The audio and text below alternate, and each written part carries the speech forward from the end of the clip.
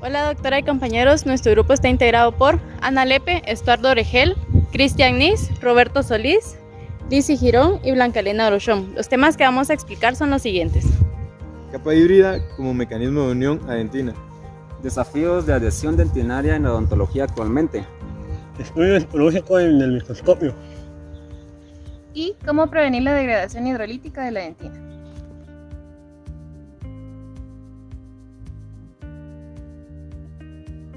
La capa híbrida como mecanismo de unión a la dentina. El esmalte es una parte inerte del diente formada por hidroxiapatita y bajo contenido de agua.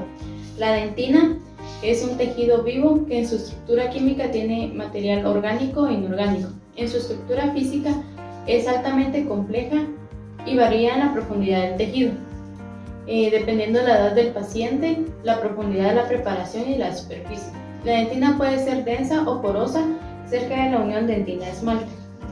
Solo 1% de túbulos se encuentran en la superficie, mientras que cerca de la pulpa se encuentran aproximadamente 22% de tubulíos.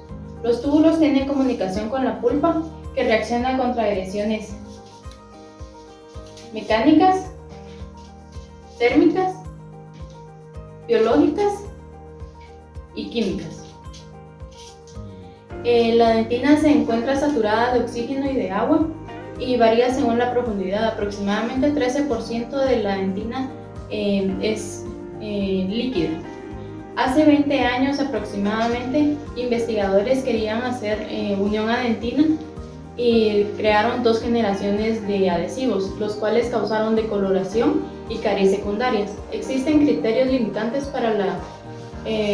para producir una unión en dentina y son ocurrir en una temperatura corporal, no involucrar monómeros o catalizadores que produzcan daño a la pulpa y que la reacción debe completarse en aproximadamente 10 minutos, ya que puede dañar también la pulpa. Continuando con lo híbrido, lo primero fue en 1963, pero se dieron cuenta que el adhesivo que utilizaron no tenía adhesión a lo que era la dentina molida. Entonces en el 1969 salió otro adhesivo, pero con una nueva fórmula que contenía el monómero 4-metacrilato metilo. Esta fórmula contenía grupos hidrófobos e hidrófilos. Estos, al examinarse microscópicamente, vieron que encontraron un hallazgo sorprendente. El hallazgo fue la formación de tags de resina dentro de lo que es el esmalte o en los cristales de hidroxiapatita. Esta teoría formula que los tags quedan dentro del cristal interprismático, dando una retención mecánica, haciéndolo mucho más estable la adhesión. La diferencia del adhesivo del 69 con el 63 es que en el 63 no se formaba una capa híbrida en el esmalte. Al formarse esta capa híbrida, lo que sucede es de que el diente se vuelve resistente a los ácidos y por lo tanto se hace resistente a lo que son caries sin haber utilizado fluoruros. Ahora, como ven en esta figura, en el lado A se ve un entramado de forma de panal. Aquí se forman los tags de resina dentro de los cristales de hidroxiapatita. Del lado B se puede ver de que no hay un entramado en forma de panal. Entonces este adhesivo no creaba lo que son los microtags de resina. Entonces la estabilidad de unión era muy mala o muy baja. Seguiremos viendo el concepto híbrido. Esta maqueta simula lo que es el esmalte, todo lo blanco. Al utilizar el ácido grabador, vamos a crear muescas en lo que es el esmalte.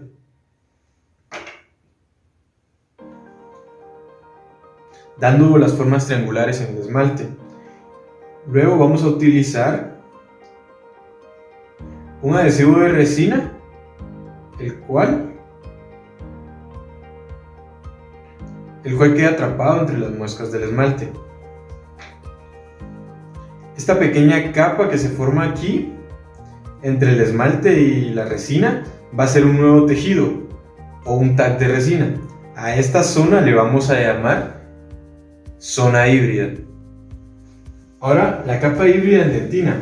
Bueno, aquí miraron que se hacía un pretratamiento con ácido fosfórico, pero al tratar con ácido fosfórico la dentina, no se creaba una fuerza de unión o adhesión eficaz o duradera, sino que era muy decepcionante la adhesión. Entonces el doctor Bowen sugirió una nueva solución de ácido cítrico con cloruro férrico. Era 10% de ácido cítrico y 3% de cloruro férrico. Esta nueva solución lo que hacía era de que al actuar con la dentina la descalcificaba, al igual que el ácido fosfórico, pero no dañaba lo que es la red colágeno, que es lo que se entrama con los tags de resina para crear una unión duradera o estable, que sí sea funcional y que no sea decepcionante. Entonces, el utilizar este sistema 4-meta con un pretratamiento de esta solución de ácido cítrico nos va a dar una mejor adhesión en comparación de utilizar solo ácido fosfórico en dentina.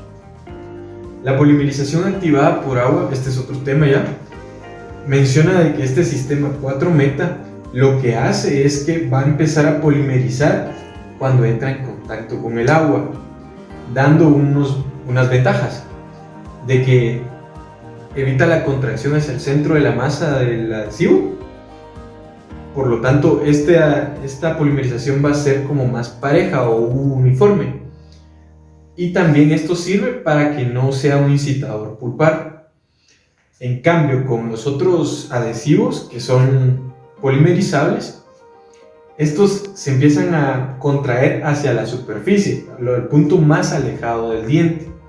Y peor aún, con los adhesivos autopolimerizables, estos se contraen hacia el centro de su masa. Por lo tanto, hay contracción, dando, mejor dicho, fugas entre la capa híbrida.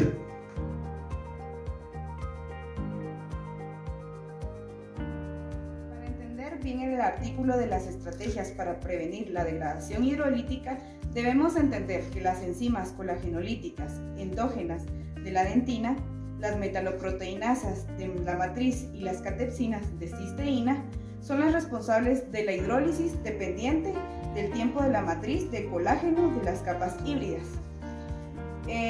Las enzimas proteolíticas metaloproteinasas degradan componentes de la MEC, del colágeno y de la fibronectina. Existen distintos tipos de metaloproteinasas. Pueden ser las colagenasas, las gelatinasas y las estromelicinas. Las colagenasas, que van a ser las que encargadas de degradar el colágeno tipo 1, 2 y 3. Las gelatinasas, que van a hidrolizar los productos de la ruptura del colágeno. Y las estromelinasas, que catalizan la ruptura del colágeno tipo 4. Las proteínas inhibidores tisulares de las metaloproteinasas inhiben directamente uniéndose al receptor. Hay que entender que para la matriz es esencial mantener la fuerza para que haya una unión entre la dentina y la restauración definitiva a largo plazo. Las metaloproteinasas son endopeptidasas que desarrollan una función degenerativa generalmente hacia la matriz extracelular. A continuación, doctora, compañeros, haremos un estudio histológico de microscopio. Para eso hemos diseccionado una pieza. Vamos a ver la degradación y la lesión que sucede histológicamente de la pieza dental.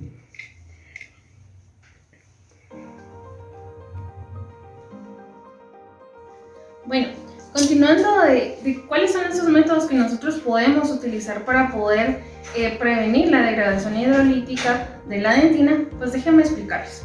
Habíamos mencionado anteriormente lo que se formaba, que era el smear layer y el barrido dentinario cuando hay un agente agresor en nuestra dentina. Okay. Entonces vamos a ver histológicamente qué es lo que está pasando o qué es lo que nosotros como operadores vamos a hacer o cuál va a ser nuestra acción en este momento. Entonces, hay un agente agresor en nuestra pieza dental, en nuestro órgano dental. Hay un agente de acidez que está provocando bacterias y está dañando nuestra pieza, nuestro órgano dental. ¿Y quiere decir esto? Que todo este acúmulo de bacterias, de acidez, pues está formando lo que comúnmente nosotros conocemos como la enfermedad del diente, en este caso conocida como caries dental. ¿Qué pasa con esto? Está causando un daño, un dolor, una sensibilidad en mi paciente. Pues entonces, ¿qué es lo que nosotros vamos a proceder a hacer? Pues necesitamos remover todo ese tejido dañado, todo ese esmalte y parte de la dentina que está dañada. Necesitamos introducir una fresa para poder remover ese tejido dañado. ¿Y cómo es que va a actuar nuestra dentina? Pues nuestra dentina va a actuar de esta manera. Vamos a remover todo el tejido dañado. Acá estamos representando lo que es nuestro esmalte y estamos removiendo y quitando todo ese tejido dañado con nuestra fresa. Pues es una acción mecánica. Entonces, ¿qué quiere decir esto? Que nuestra dentina va a actuar a modo de defensa, formando todo lo que está representado de esta manera como nuestro barrido dentinario. Esa va a ser la capa protectora que va a impedir la entrada a nuestros tubulillos y nuestras fibras de colágeno que están incluidas en nuestros microtubulillos, y va a estar formada nuestra capa protectora dada por la dentina. Mencionaremos algunos de los métodos para poder eliminar este barrido dentinario.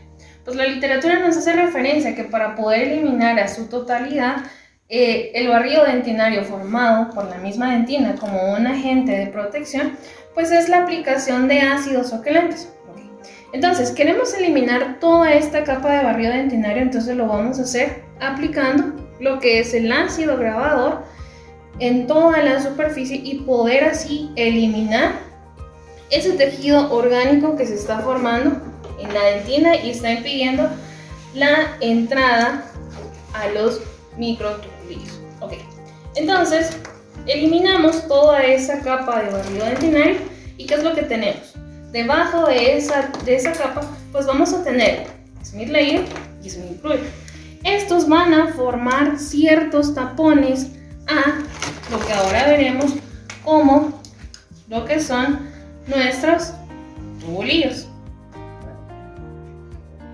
Y como bien vimos, pues estaban formándose esos tapones en nuestros tubulillos y nuestra dentina peritubular, o sea, la que está alrededor, y la que está intratubular, o sea, dentro de esos tubulillos. Bien, entonces vemos acá los diferentes tipos de dentina. Dentina intertubular y dentina peritubular. Pero si nos damos cuenta, hay una exposición del material orgánico de la dentina. ¿Y qué pasa con estos tubulillos? La dentina empieza a exhibir o a sacar un líquido por la presión que se está generando, porque recordémonos que bajo la dentina pues tenemos nuestra pulpa. Nuestra pulpa está sintiendo una presión por esa manipulación que se está generando, entonces empieza a haber una salida de líquido. ¿Y qué es lo que nosotros queremos hacer? Pues nosotros queremos hacer con el grabado ácido, pues detener eso, permeabilizar eso, pero acá podemos observar que la dentina está en un proceso de descalcificación, porque si recuerdan anteriormente, pues habíamos visto que para poder eliminar el Smith clay teníamos que colocar el ácido. Entonces creamos una desecación, sí, pero ojo con eso. Tenemos que tener cuidado con la aplicación del aire después del lavado del ácido grabador para poder posteriormente colocar el adhesivo. Pero bien, posterior a esto, si logramos y colocamos lo que es el adhesivo, luego la resina y colocamos ya nuestra obturación como final, nuestro paciente viene y se acerca a nosotros con una sensibilidad. Me duele, empiezan las molestias de sensibilidad del paciente. ¿Y qué pasó con esto? Es acá donde hubo una desecación o una degradación hidrolítica de nuestra dentina. Entonces, ¿cómo vamos a evitar este proceso? Generamos nuestro grabado ácido y vamos a hacer uso de nuestra clorexidina. Nos hacía mención en la literatura que podemos hacer uso de diversos ácidos oquelantes, que puede ser también el etanol, o bien conocido como el alcohol, o bien el ETA. Pero los estudios nos hacían mención que mayor porcentaje de éxito pues era dado por nuestra clorexidina. Después de haber realizado nuestro grabado ácido, pues necesitamos desinfectar, necesitamos eliminar pues todas esas microscópicamente que quedaron parte de nuestro material orgánico, pues vamos a aplicar lo que es nuestra clorexidina, que bien puede ser la aplicación a manera de irrigación sobre nuestra capa de dentina que tenemos, o bien podemos mojar una torunda con clorexidina y poder realizar cierta frotación sobre nuestra dentina. ¿Y cuál es el objetivo? Pues tenemos ciertas características importantes de nuestra clorexidina como un bacteriostático, pero también nos va a inhibir esa sensibilidad postoperatoria que nuestro paciente puede presentar. Entonces, el éxito de todo este proceso es que nosotros manejemos correctamente nuestros tiempos y podamos posteriormente ya tener un sellado de esos microtubulillos y esas fibras de colágeno que estén totalmente permeables y posteriormente evitar toda esa sensibilidad que pueda presentarse. Entonces así, esta es una de las formas o maneras de poder prevenir la degradación hidrolítica de nuestra dentina. Recordemos que podemos hacer uso de lo que es ciertos sustratos, agentes ácidos, y los estudios nos han demostrado que si nosotros solo nos quedamos con el uso del ácido grabador, vamos a tener posteriormente una sensibilidad. Por eso entra la clorexidina como agente inhibidor de las metaloproteinasas o la acción de las metaloproteinasas para poder inhibir esa sensibilidad.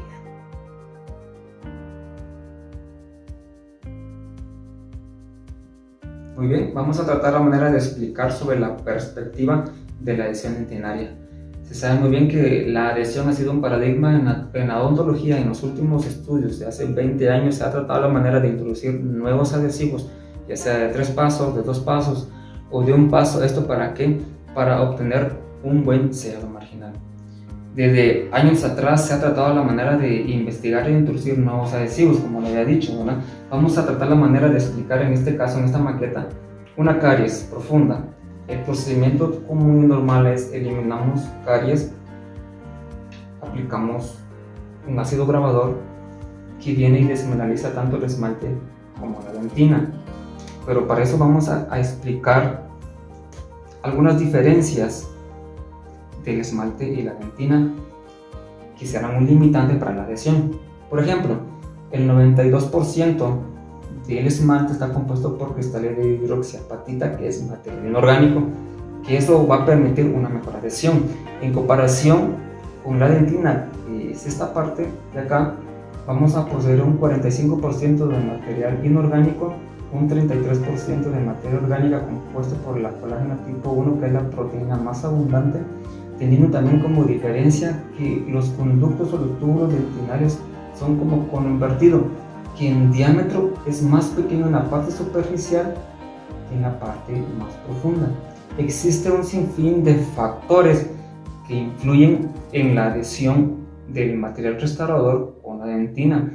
Uno de estos factores, como les había dicho, es la forma de los túbulos dentinarios, que son de cono invertido y que es más ancho en la parte más profunda.